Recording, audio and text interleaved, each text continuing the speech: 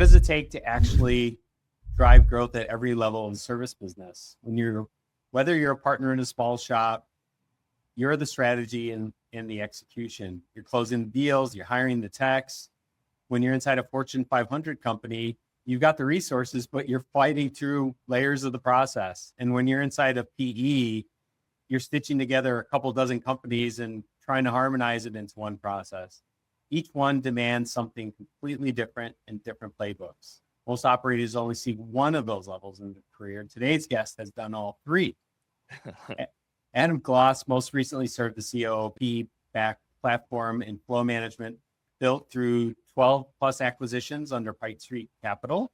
Before that, he helped build Bellred Energy Solutions, a small HVAC shop, into one of the largest contractors in Western Washington. He operated inside Johnson Controls, a business I actually know well too. We have a lot of, I guess, common people in between us there. Adam, he scaled McKinstry's service business, and here's the part that surprised us. He started his career as a copywriter, which is really interesting. So Adam, great to have you here today. Thank you. Yes. Glad to be here. So I guess, Adam, diving right into it, you started your career as a copywriter in advertising, I guess. Maybe you could delineate if I said that wrong. Then pivoted into healthcare, HVAC, big companies, private equity. Like, that's a huge arc. And by the way, congratulations, because you're here in front of us. Right. But how does a creative director end up as like the COO of a big company? Like, tell us a little bit about your journey. Sure. So yeah, I graduated college with a degree in advertising. Spent the first 4 or 5 years of my career in that field. Copywriting, creative direction was a dream of mine. Right. This idea of developing these really, really cool ads and influencing people. And it seemed like a way to marry what I wanted from an ability to be creative with something that could be financially stable for me, or rewarding, at least financially. And either that or I was going to be a poet. There's no money in poetry. At least not at the skill level I had. What I found was not what I expected, which I think is true of a lot of people when they go to college and they're thinking about what they want to do with their lives, and you have this romanticized idea about it, and then you get out in the real world and find that it's very, very different. And that's what I found. But it set me on an interesting path.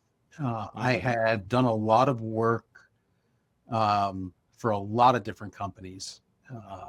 And if I have a pattern that's helped me in my career, it is the ability to connect with people and to develop a network or a tribe, and to really do that intentionally.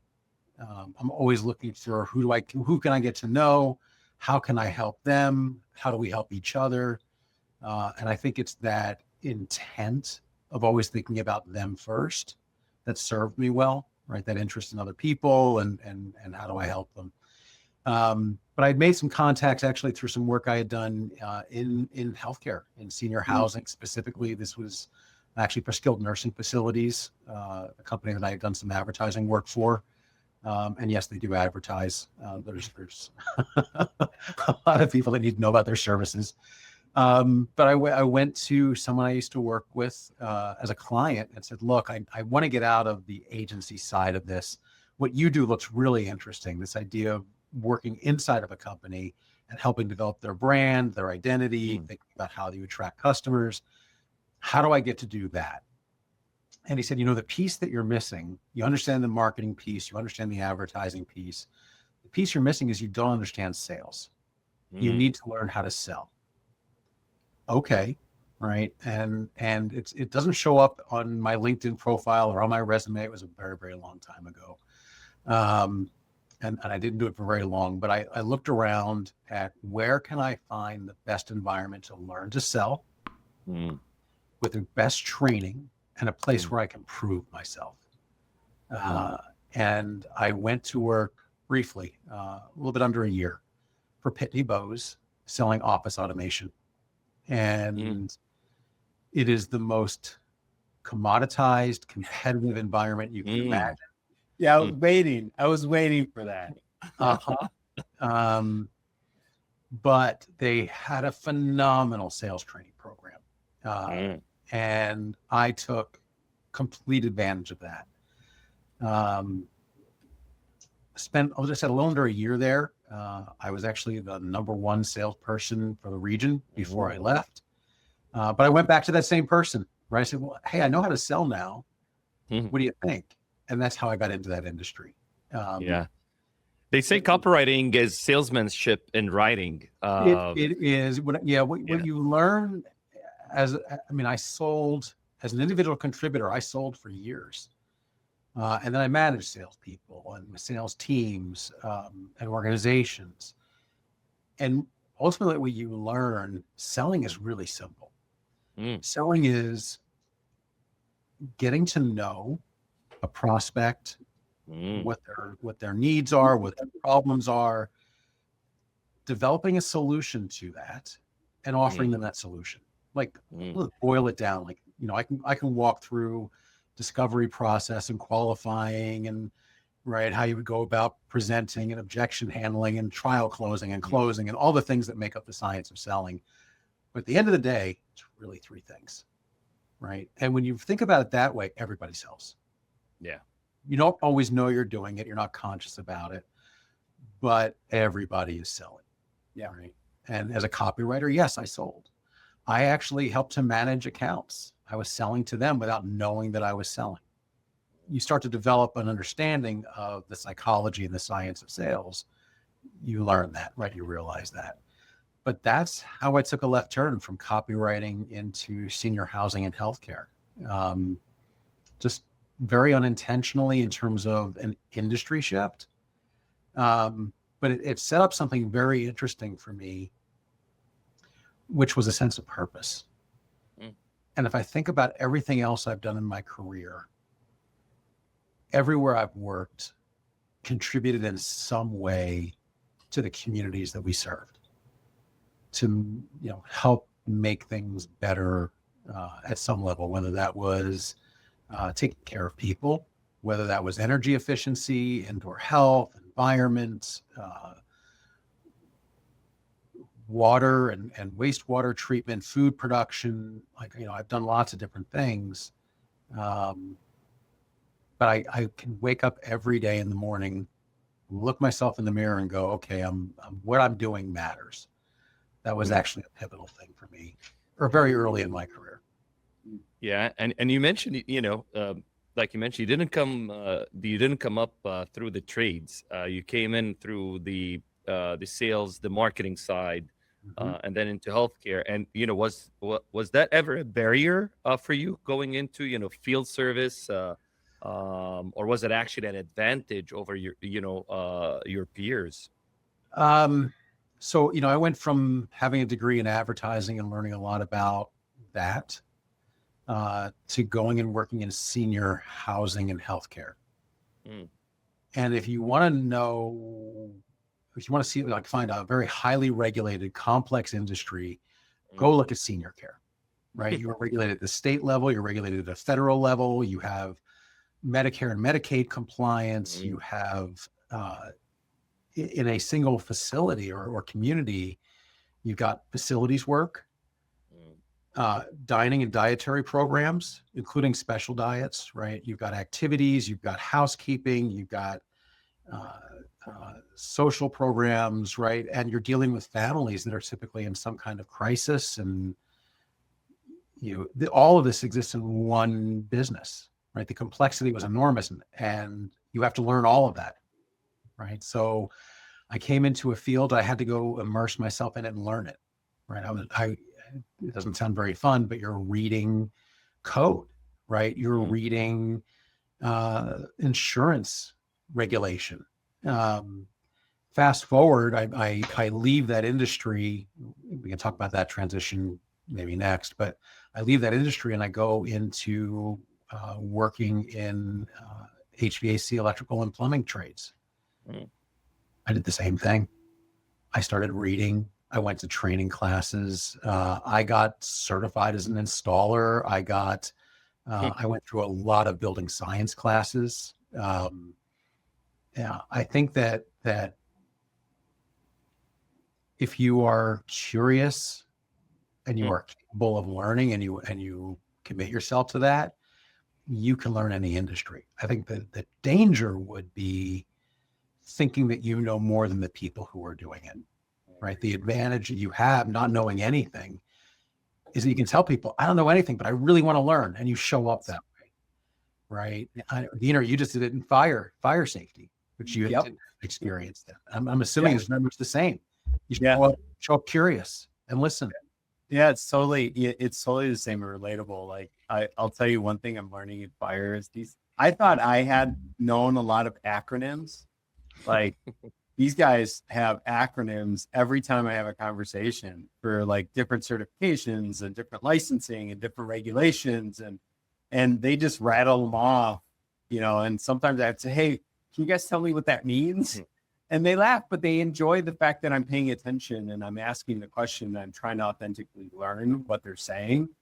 And I agree with you. I think it is an operator. It's really important that you take the time to understand and actually respect the work that you're expected to manage, because otherwise, I mean, they just look at us like, who are you? Like you never fixed the HVAC unit. You don't know. You need to be a life learner. You don't know that how hot it is on the roof when it's 90 degrees fixing an air conditioner, and like there's a relatability gap.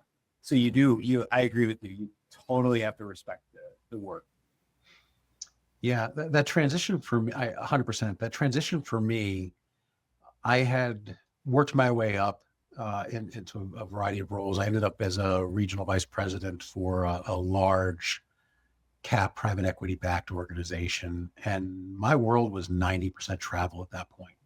Wow. I was doing the bulk of portfolio M&A in terms of not the actual acquisition, but the integration piece of it afterwards. And I had a young family at home, and it was just too much. And frankly, I burned out, and I decided to leave that. Didn't know what I was going to do. And responded to a blind ad, regional business looking for someone to help take it to the next level. And they were looking for someone who understood sales and marketing and business organization and how to scale a business. I can do that. I walked in and it was a heating and air conditioning company. I was fortunate that the owner of that company knew what he didn't know and was looking for someone like me who could learn the business. He was a technician. He started the business like many people in the skilled trade to start their own business. He says, I'm better and smarter than my boss. I can go do this myself. Right. And he went and did it. And good for him. He actually built a sustaining business. Now he had trouble scaling it. He had trouble thinking about how to acquire the talent, develop the talent that you needed to think about organization, to think about sales and growing a sales organization. And I brought that to the table. But at the same time, I knew what I didn't know. And I, again, went to an enormous number of classes and trainings. I went to a lot of service tech trainings. Not that I would ever imagine servicing a piece of equipment, but I wanted to understand what it was that they did. I went to installation classes, not that I would ever dream of taking the job of one of my installers, but I wanted to understand what it was that they did. And I spent a lot of time in the field watching them, listening, learning. I'm creative like you. If I touch it, I break it. If any equipment, I stay away. So my wife is like, don't touch anything around the house. I got it. Hey, one thing that's interesting, Adam, is, these different like sized organization scales that you've worked at, right? So you've worked in, this Fortune 50, you've been a COO, you helped the regional guy grow. Like, what actually changes? Like, is there different approaches in each that you've seen in terms of how you approach growth for each of those at each level? Like, certainly. What did you find when you started working with these folks? What did you find their misconceptions were? Yeah, and maybe walk us through, like, from a local business, how do you drive growth at a local, for a local business, a middle market, Fortune 50? What are those different levers? Are they the same? Are they different? I'm keen to see how you break it down. Yeah, I think the levers are actually somewhat similar. My thought process doesn't change a whole lot in terms of how I think about driving growth. What changes are the resources that's available and how quickly you can do it. That's dramatically different. And thinking about how can an organization absorb that level of change and do it effectively. So the pace can be dramatically different. But I always start with the same analysis. And like there's a creative side to me and there's an analytical side to me. And this is where the analytical side shows up. And then it moves into the creative. I am very data driven. I like understanding the data behind markets, behind industries, and thinking about what that tells you. So what data points are you looking for? So let's say, I'm a local, shop, 50 to, 200 folks in the organization. What are, probably I don't have any sophisticated tech stack. No. I've got a few salespeople. What are you looking at? Well, what do you want to look at? You start with things at a broad level. So I'm thinking about what the addressable market is, right? And you're thinking about market share. Then you're doing a little bit of deeper analysis. When you think about the share of market, what customers do they have? And then the question why comes up. Who is buying from them and why? What is it that they do well? How does it compare to their competition? I think some of that discipline I had from the advertising marketing world, from my sales world, came into play here. And, walking into a business, it was 12 people when I walked in the door. It was almost 70 when I left. And did a SWOT analysis, right? That business owner had never seen a SWOT analysis. And really thought about what are their strengths relative to their competition, right? What is the appropriate position in the marketplace? And you start segmenting that market. And that data. And how did you determine that? Just talking to the folks in the business, or are you buying third-party research? Like, how are you? Where's the input coming from? Some of that data is available. You have to just dig for it.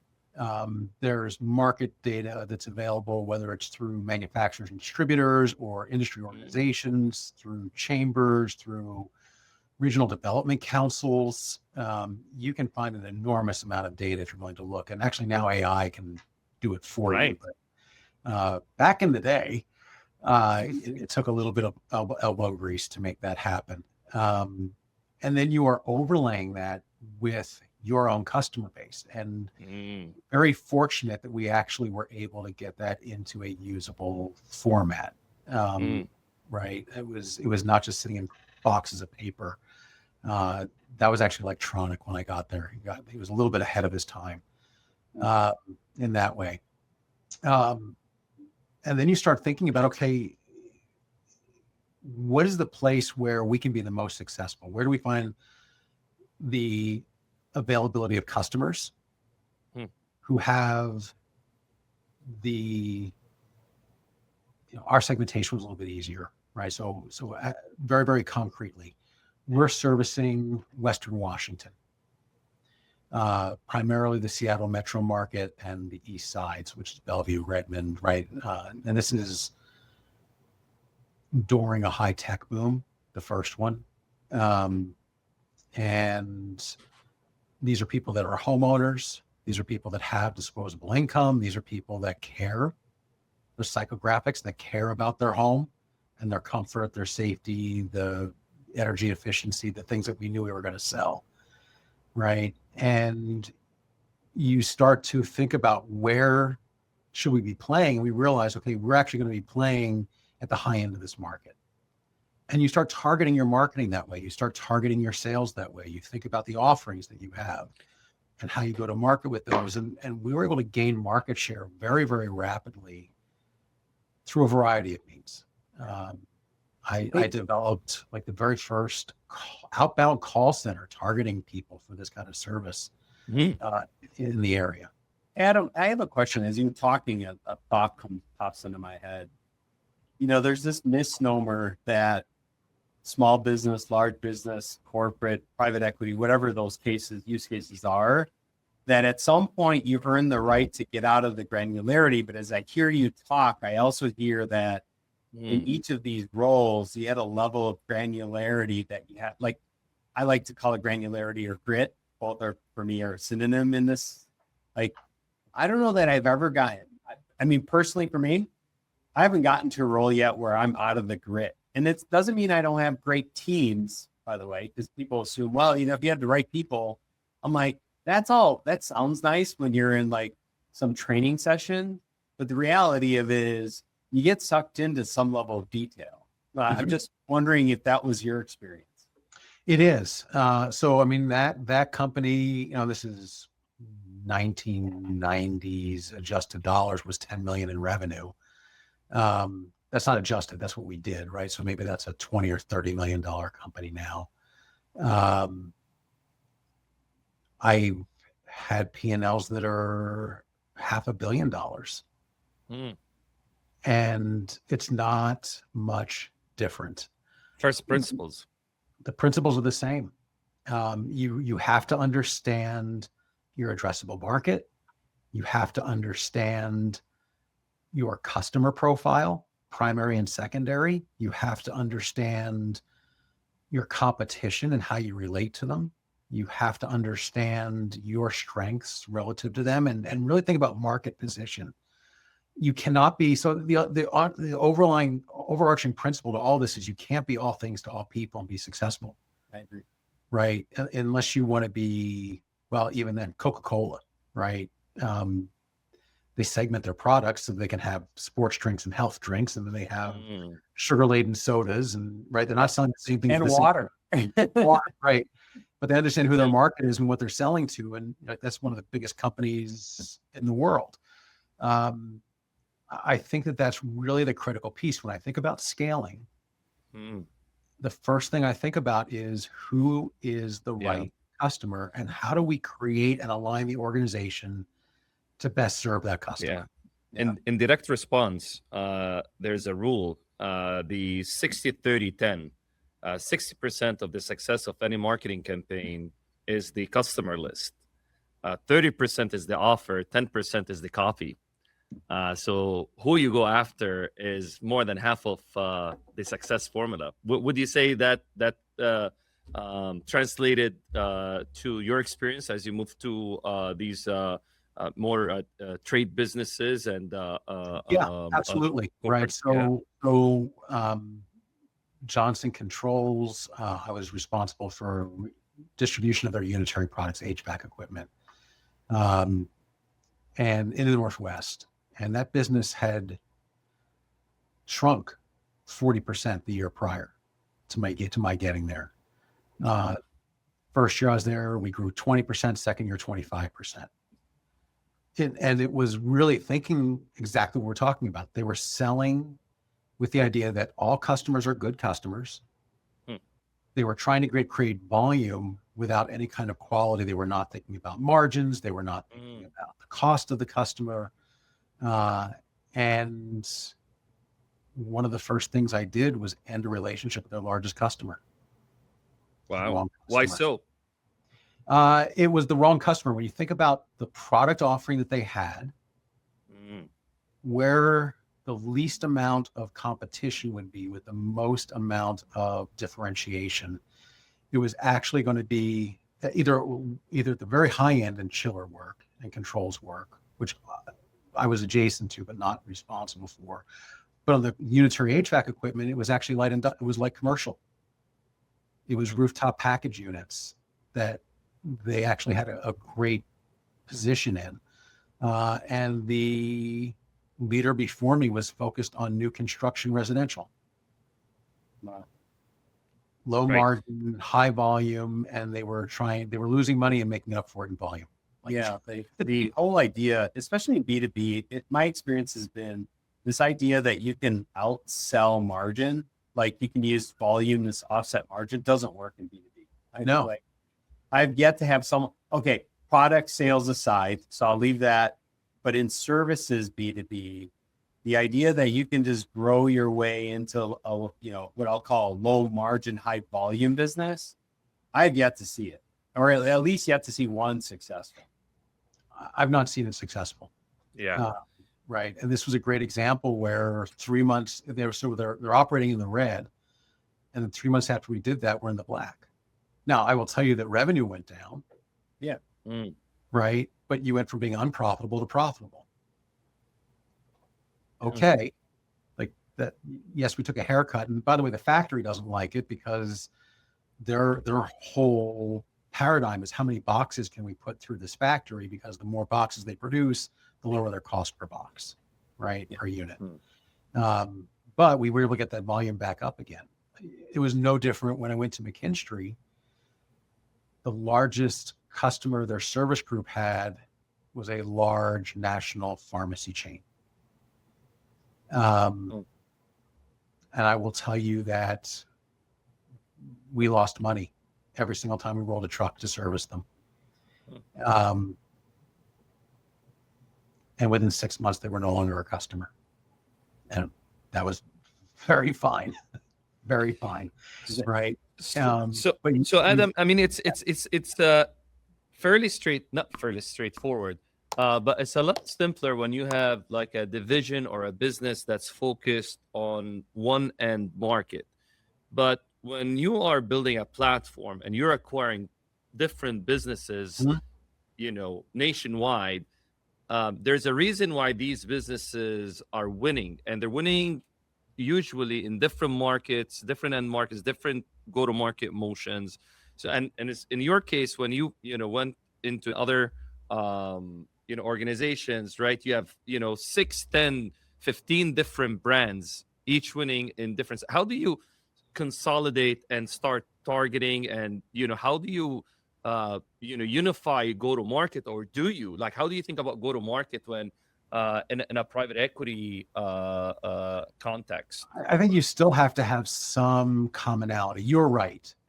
At the end of the day, you're acquiring businesses that have built a reputation in the local market for decades. And there are companies that will come in and assimilate them and turn them into something else. I had competitors that did that. If you're bought by DXP, you become DXP. The brand goes away. Our thesis was different. It was, no, we can actually keep the local brand, keep local relationships, keep local decision-making, because we saw high value there. But the important piece was you have to think about how they fit into your ecosystem when you think about the M&A piece of it. You're not just going out and acquiring anybody, right? Who was a good fit into your thesis? Our situation, it was, look, we don't care if it's a pump company, a valve company, instrumentation and controls company, a motor company, as long as it's around flow control and it's in a highly engineered environment. What we were not interested was commoditized work. Everything we did was applied and engineered, right? And it could be in distribution, it could be in shop service, field service, it could be in offsite manufacturing, packaged skidded systems. We did all of those. We focused on, hey, here's the 6 to 10 verticals we think have high value that we're going to focus in. We want customers aligned to that. And it needs to be engineered solutions. We need to be able to differentiate why they should buy from us versus somebody else. So you're still thinking about who's the right customer and what's the value proposition.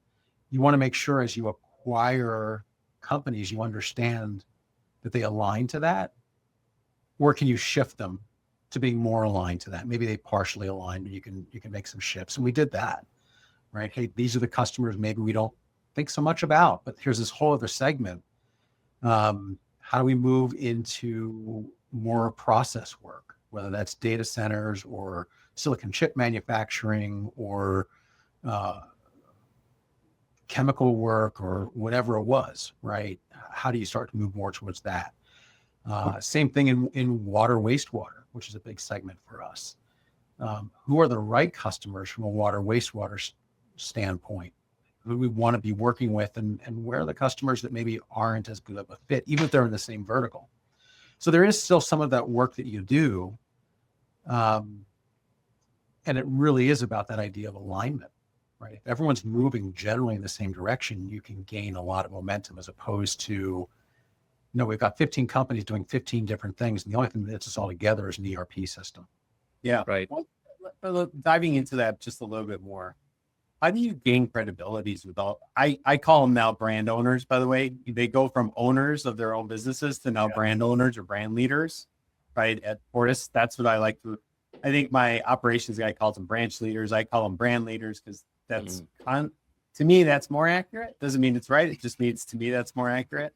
I guess the question is, like, how are you gaining credibility with those guys? It's the same exact way I did it when I moved into skilled trades. I show up and I listen and I learn. I want to use my ears and my eyes before I ever open my mouth. I think, number one, they've earned your respect by building a business that was worth buying. So that's the first thing, right? And I never want to walk in the door assuming that I know more about the business than they do.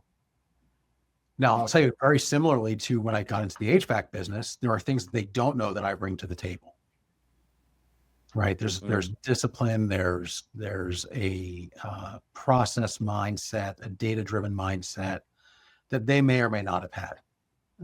There's a knowledge about how to scale a business, which now is the requirement with PE, right? When you are that, we use your word, that brand owner, you make a decision about how big you want your business to be. I made that decision when I was at Bellred with my partner. We talked about it frequently. Hey, at what point do we think we can maximize the net income from this business and minimize the amount of overhead that it requires to generate that, so we get the best return and the best quality of life for ourselves? Like, that was a conversation we had. Each one of these brand owners makes that same decision. They decide they're going to grow it to a point where they're very comfortable with it. They make a really good living. It balances with their work life, and they're happy there. Private equity comes in and the demand is different. Now you have to grow it, right? And that, I think, is what you bring to it. So how do you take what they did that's really, really good and not mess with that core business, their secret sauce, but amplify it so that you can grow it and scale it? Yeah. I'm glad you said it that way. I hadn't thought of it that way. A little bit in the epiphany for me around, by the way, I think we have the same taste in flavored water, same company. You need to go to little product plugs for Spindrift or anything. The idea that there's like this three-legged stool for an owner, which is balance of life, balance of OpEx or net profit, and balance of, like revenue growth. Like, I hadn't thought about it, but that's true. And really, to me, it's when we go buy these businesses, that one about life balance is one probably to poke at more than not, because if they're at a point in their like ownership that they're transitioning to, hey, I have more OpEx in the business because I really don't want to be part of it. Like, you may be underwriting synergies to go buy a business that you'll never get because that person is disconnected, right? You're assuming they're going to be more connected post-close, and they're not, because they've already, like, that part of the stool has already been established for themselves. Is that like, maybe am I overreaching with that? And maybe that's an assessment I'm making in real time. Yeah, I think you're making that assessment in real time, but no, I don't think you're far off. I think that's accurate a good portion of the time. Right. And in some cases, their identity is still wrapped up in the business, and there's that transition or change that's hard for them. Yeah. In other cases, they're like, thank you very much. Yeah. And everything in between. But I think it's part of the evaluation of the business is, where are they and what will it take to scale it? Do you have the right people, the right talent, the right systems? Do you not? Is this person still invested? Do they see themselves sticking with it? Do they want to work that hard? Because the pace in private equity, the whole other gear, right? Agreed. So then drawing further on the contrast of, Fortune 50 private equity, Fortune 50, you're a general manager, you're running a business unit. It's more of a top-down approach. Do this, right? Yeah. Maybe I'm being very, very crude with it. That's accurate.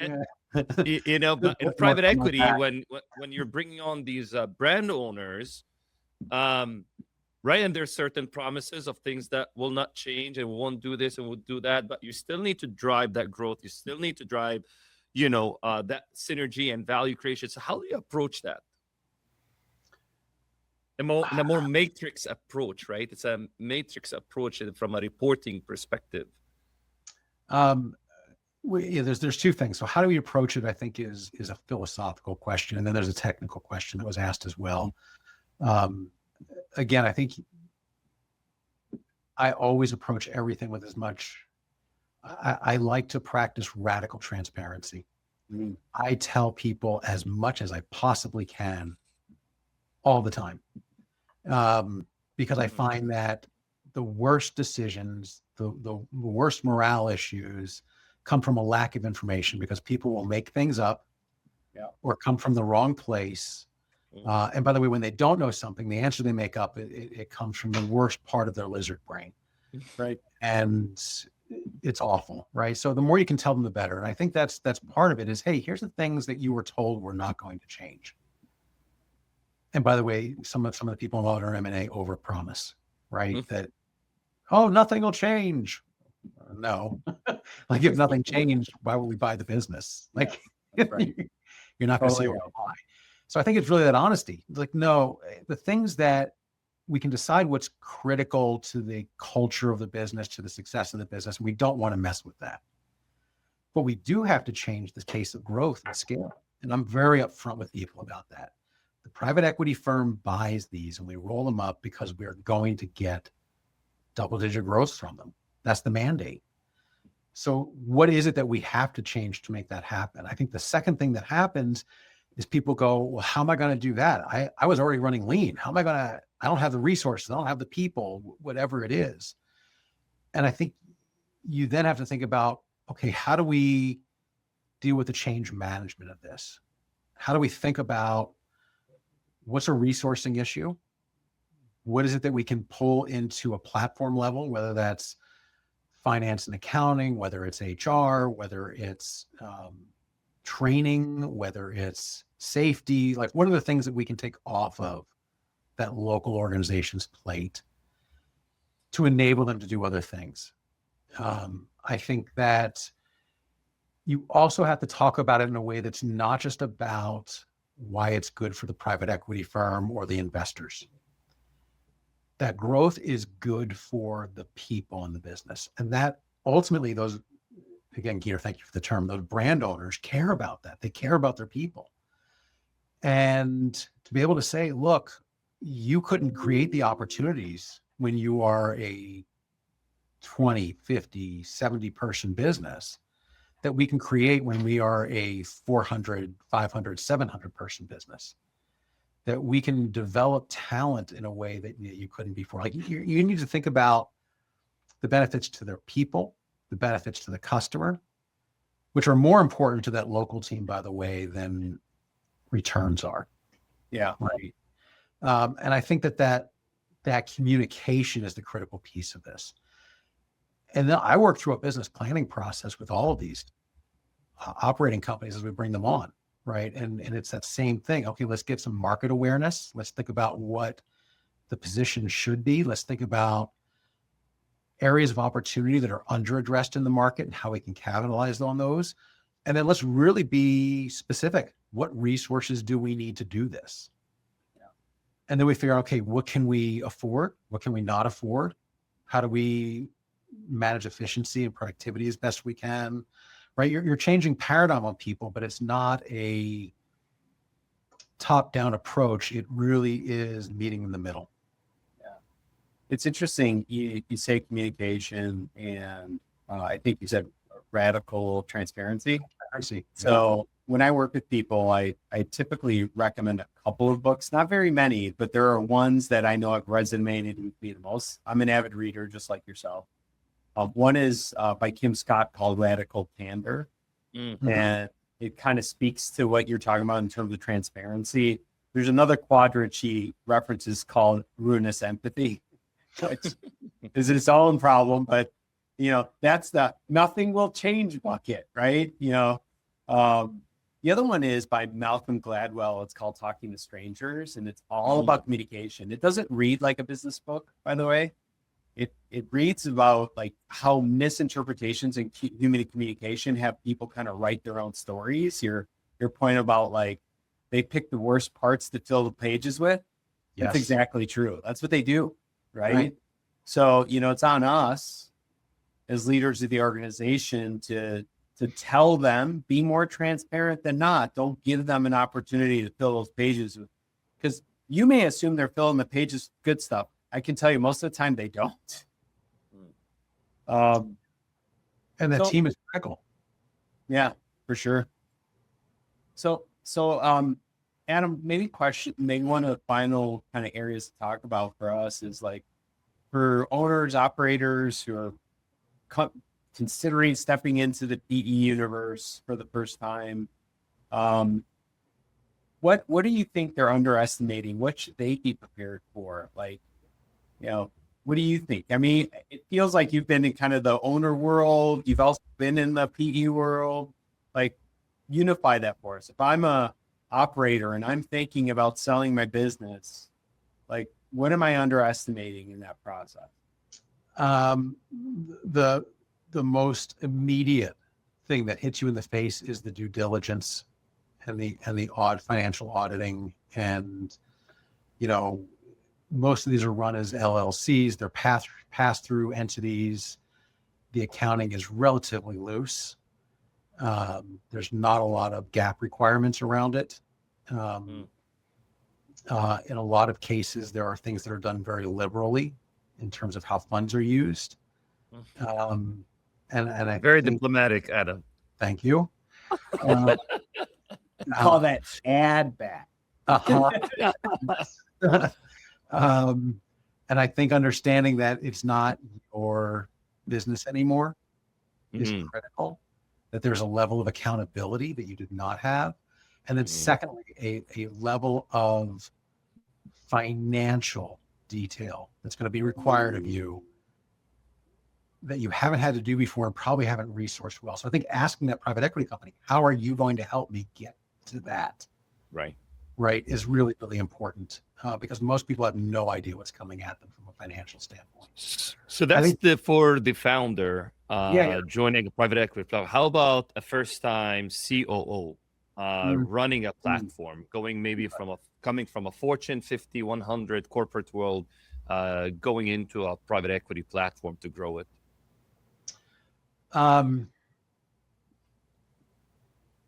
What do they need to unlearn from the corporate world to really succeed in private equity? So the very first thing is that you have got to be really good at executing on the basics.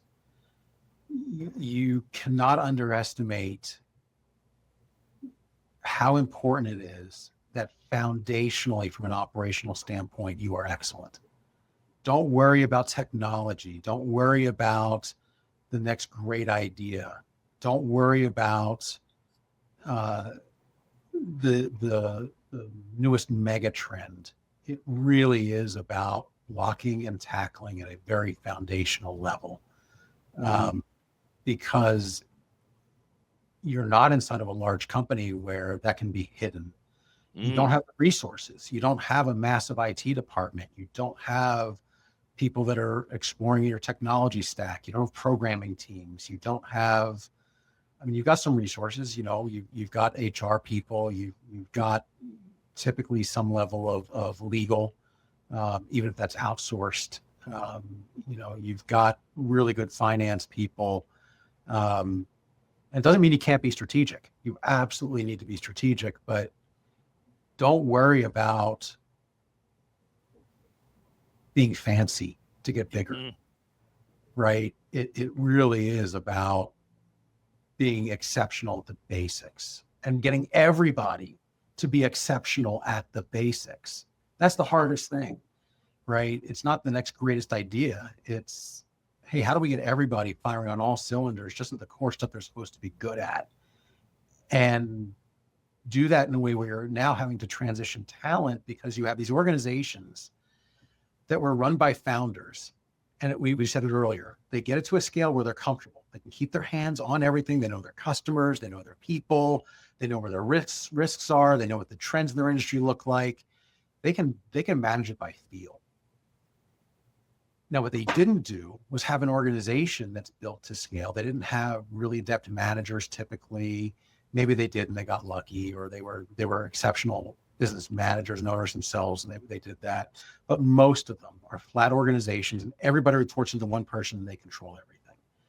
And now you got to figure out how to build teams and to build competency in management and leadership, and to do that during a very hopefully defined term for transition. That's the other thing you've got to be really, really on top of, is how am I building a bench or identifying the high potential talent and elevating them quickly so that they can, succession planning, right? So it's not, oh, geez, mate, the owner's leaving in 6 months and we got nobody to replace them. Like that's going to kill you.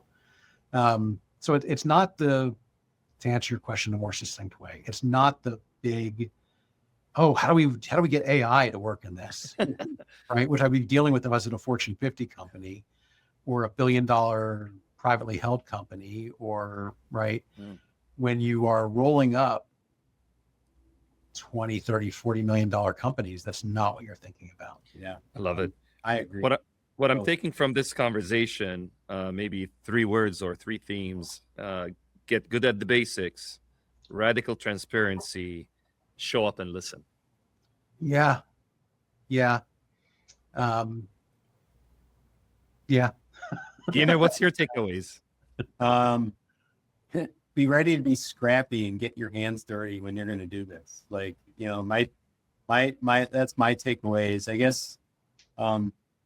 Maybe Adam, for you, like, you know, maybe a 2-parter question, like what's next for Adam now? Like, and if you were to get back into private equity, how do you think about it differently now? So I got a few irons in the fire. I can't talk about them just yet. Then we might have to have you back on the show then. You might. Yeah. That would be great. One's actually like very early and it's in stealth mode, and the other 2 are just not ready for me to talk about. But they all bring me back into the skilled trades. Like that's something I'm really passionate about. I'm not leaving. They all have very interesting market approaches that I think I can add something to, and they're all ready to drive very rapid scale, which is something I love to do, right? I love to build.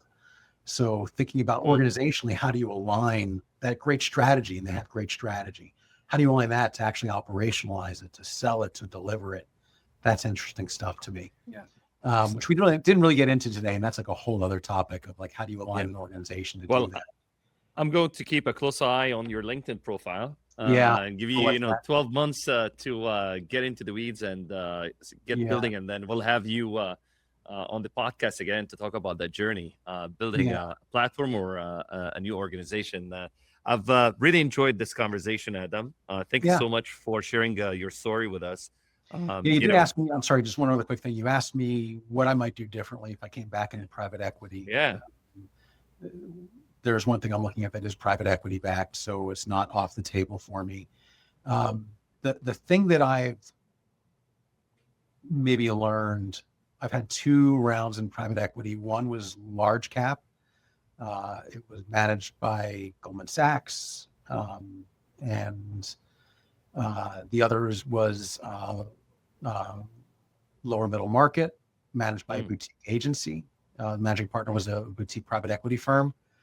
And I have learned the hard way now that I really need to pay more attention, not just to the business thesis and to the organization that I'm coming into, but the culture, the expectations, and the partnership that's developed or not developed with the private equity firm. I think that's something that I did not pay enough attention to in this go round. I didn't understand that the lay of the land well enough, and would pay more attention to the next time. Yeah, I agree with that sentiment. It's taken a while. I have great partners now, but you're right. There is a continuum there. And by the way, just because they're not a fit for myself or for you, Adam, doesn't mean they're not a fit for a different leader. Yeah. It's just, I think what I hear you saying is you got to spend a little bit of time to make sure you're a match for the personalities you're going to have to work with. That's it. 100%. Yeah. Oh. Well, thank you, Adam, for joining us. Yeah. Thank you. Love the conversation. This was enjoyable. I definitely think there's probably takeaways from us that once you're settled in, we might come back to you for another a .1 episode on this and a revisit. I think, you're interesting, right? You copywriter to COO is a pretty interesting story in and of itself. And, very deep thoughts from you, very curated, time in each of your businesses. And I appreciate you coming on and sharing some time with us, and look forward to seeing you once again, and maybe seeing you next week in person a little bit. We can catch up. And to our audience, we'll see you next time on Platform Builders. Yes, thank you. Thank you for joining us. Thank you both. Appreciate it.